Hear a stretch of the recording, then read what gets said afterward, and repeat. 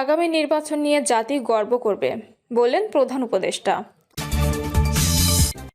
এদিকে প্রশাসনের একটি বড় অংশ জামায়াতের দখলে বললেন রুমিন ফারহানা। ট্রাইব্যুনালে নিঃশর্ত ক্ষমা চাইলেন বিএনপি নেতা ফজলুর রহমান।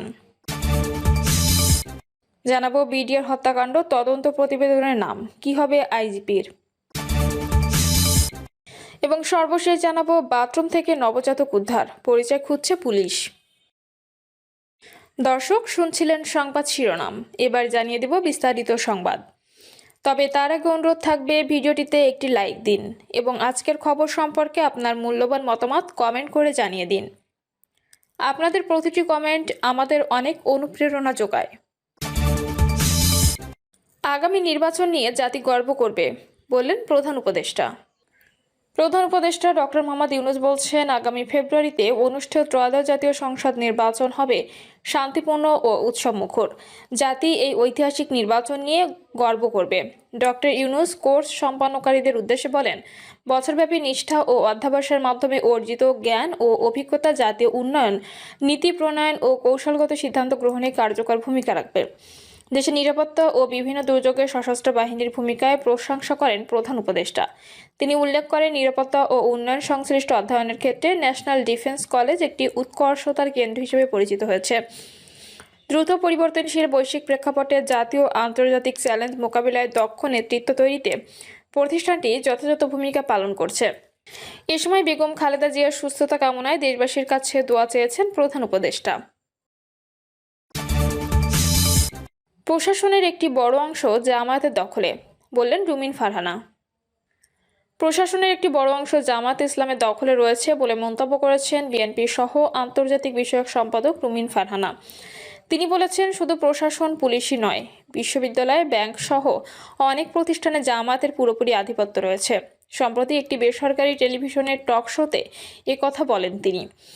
এ সময় জামায়াত নেতা শাহজাহান চৌধুরী বক্তব্যের কড়া সমালোচনা করেন রুমিন ফারহানা।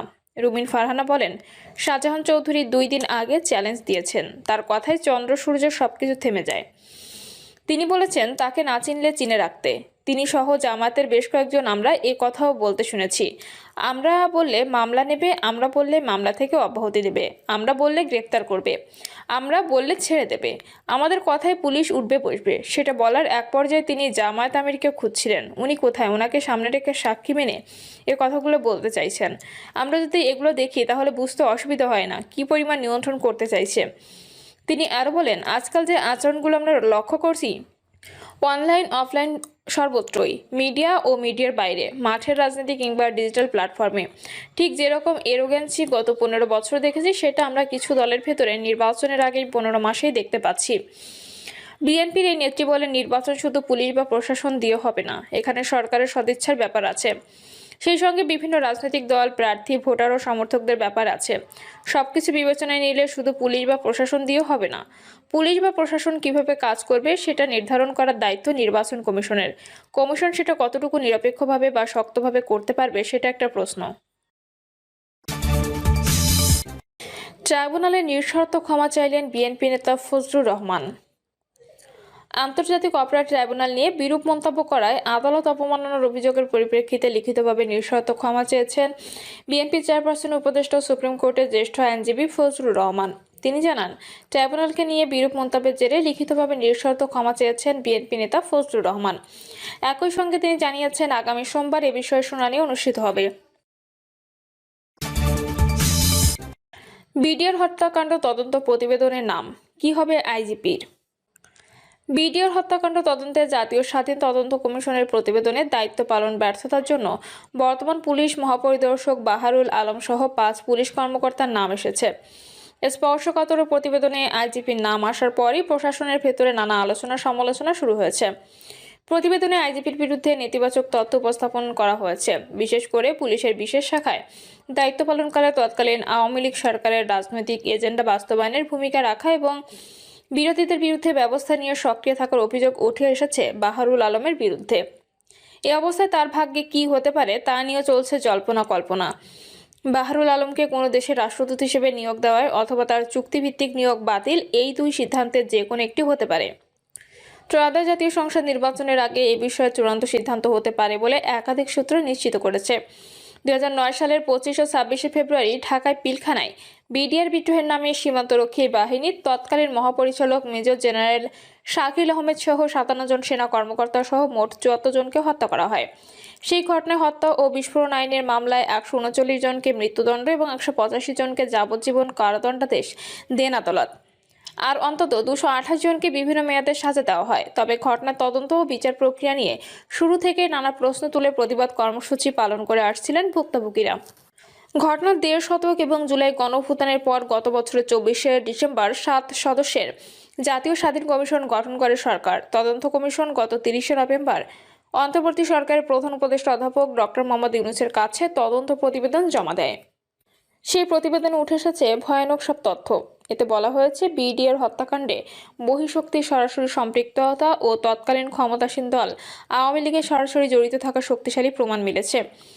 বিডিআর হত্যাকাণ্ড পরিকল্পিত এবং এর পেছনে প্রধান সমন্বয়কের ভূমিকা পালন করেছিলেন ঢাকা দক্ষিণ সিটি কর্পোরেশনের সাবেক মেয়র ব্যারিস্টার শেখ ফজলে নূর তাপস।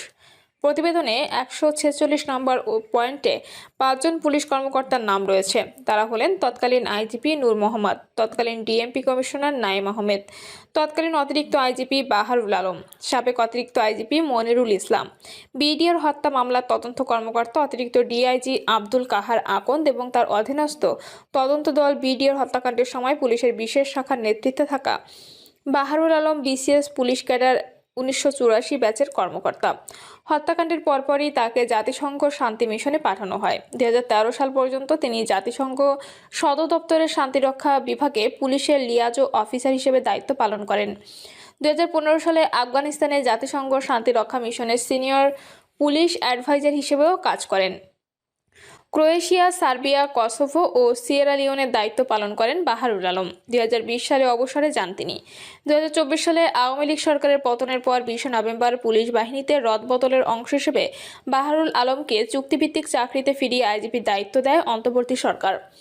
তদন্ত কমিশন প্রধানের বক্তব্য। এই বিষয়ে জাতীয় স্বাধীন তদন্ত কমিশনের প্রধান অবসরপ্রাপ্ত মেজর জেনারেল ফজলুর রহমান বলেন, তদন্তে 5 জন পুলিশ কর্মকর্তার নাম এসেছে। তাদের মধ্যে বর্তমান আইজিপি বাহারুল আলমও আছেন। কেন তাদের নাম এসেছে এমন প্রশ্নে তিনি বলেন, দায়িত্ব পালনে ব্যর্থতার কারণেই তাদের নাম প্রতিবেদনে উল্লেখ করা হয়েছে। তদন্ত প্রতিবেদনে নাম আসার ব্যাপারে আইজিপি বাহারুল আলম গণমাধ্যমকে বলেন, তদন্ত কমিশন তদন্ত করেছে, এখন সরকার যা সিদ্ধান্ত নেওয়ার নেবে। এখানে আমার দেখার বা বলার কিছু নেই। বিডিআর হত্যাকাণ্ডের পর গঠিত একটি তদন্ত কমিটির প্রধান ছিলেন এখনকার স্বরাষ্ট্র উপদেষ্টা অবসরপ্রাপ্ত লেফটেন্যান্ট জেনারেল জাহাঙ্গীর আলম চৌধুরী। সচিবালয়ে আইন শৃঙ্খলা সংক্রান্ত কোর কমিটির সভা শেষে সাংবাদিকদের প্রশ্নের জবাবে স্বরাষ্ট্র উপদেষ্টা বলেন, বিডিআর হত্যাকাণ্ড নিয়ে গঠন করা তদন্ত কমিশনের সুপারিশগুলো অবশ্যই বাস্তবায়ন করা হবে। স্বরাষ্ট্র মন্ত্রণালয় এটা খুব সিরিয়াসলি দেখছে। অনেক ভলিউম, সবটা পড়া হয়নি। পড়া হলে ওনাদের রিকমেন্ডেশনগুলো অবশ্যই বাস্তবায়ন করতে হবে। ভালো ভালো রিকমেন্ডেশন আছে। যেহেতু পুরোটা পড়িনি, সেহেতু এখন পুরোপুরি বলতে পারবো না। এদিকে রাজধানীর মহাখালীর রাওয়া ক্লাবে বিডিআর তদন্ত কমিশনের রিপোর্ট প্রকাশে শহীদ পরিবারের মত প্রকাশের শীর্ষক সংবাদ সম্মেলনে বিডিআর হত্যাকাণ্ডের শহীদ লেফটেন্যান্ট কর্নেল লুৎফুর রহমানের মেয়ে ডক্টর ফাবলিহা বুশরা বলেন, প্রতিবেদন অনুযায়ী অপরাধী হিসেবে যাদের নাম উঠে আসছে তা দেখার পরে শুধু কমেন্ট করতে পারবো, এর আগে কোনো কমেন্ট করতে চাই না। প্রতিবেশী দেশের সঙ্গে সুসম্পর্ক থাকুক, এটাই আমরা চাই। সবাই নিরাপত্তা চাই। তদন্ত প্রতিবেদনের বিষয়ে বুশরা বলেন, আমাদের পূর্ণ আস্থা রয়েছে। তদন্ত প্রতিবেদনের মাধ্যমে সত্য জানতে পারবো। যত দ্রুত সম্ভব তদন্ত প্রতিবেদন যেন জনসমক্ষে প্রকাশিত হয়, কারণ বিডিআর হত্যাকাণ্ডের কারণ সম্পর্কে জানার অধিকার দেশের সব নাগরিকের রয়েছে। সাবেক বিডিআরের মহাপরিচালক মেজর জেনারেল শাকিল আহমেদের ছেলে রাকিন আহমেদ ভূঁইয়া বলেন, এই হত্যাকাণ্ডের বিচার হতেই হবে, আমরা ছাড়ব না। রিপোর্টে যাদের নাম এসেছে তাদের বিরুদ্ধে এখনই ব্যবস্থা নেওয়া শুরু করতে হবে সরকারকে। মীর জাফরদের বিচার করতে হবে, না হলে আরও একটা পিলখানা হত্যাকাণ্ড ঘটতে পারে।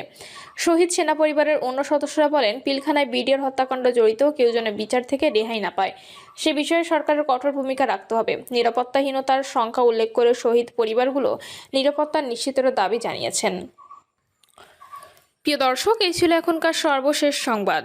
আপডেট সব সংবাদ পেতে চ্যানেলটি সাবস্ক্রাইব করে বেল আইকনটি ক্লিক করে রাখুন।